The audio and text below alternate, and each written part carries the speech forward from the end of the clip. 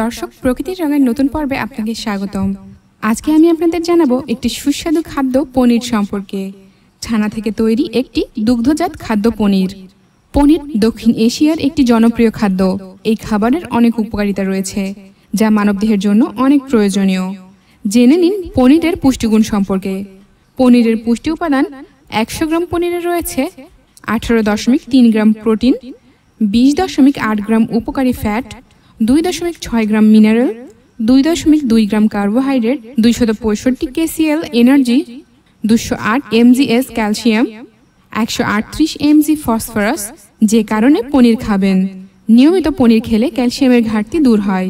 পনির energy বাড়াতে খুব সহায়তা করে। এটি দাঁত ও মাড়ি মজবুত করে।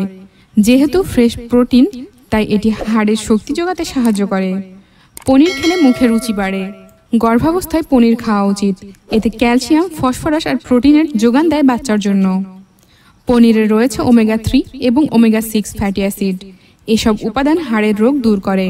পনিরে প্রচুর পরিমাণে ফসফরাস রয়েছে, যা হজমে সহায়ক। অ্যাসিডের ক্ষরণ বাড়িয়ে দেয়। এই খাবারটিতে ফলেট রয়েছে।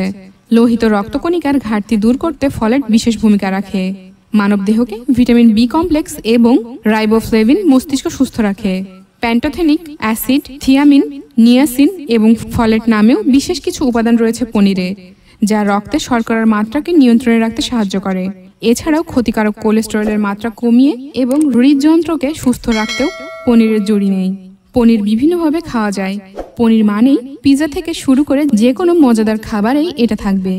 খাবারের স্বাদ বহুগুণে বাড়িয়ে তোলে পনির। এমন কিছু মুখরোচক খাবারের মধ্যেই পড়ে palak paneer, pizza, cream pasta, cheese ball ইত্যাদি। এটি দীর্ঘদিন সংরক্ষণ করা যায়। এতে আপনার খাবারের স্বাদ যেমন বাড়বে, তেমনি আপনি পাবেন এর সব ধরনের পুষ্টি উপাদান।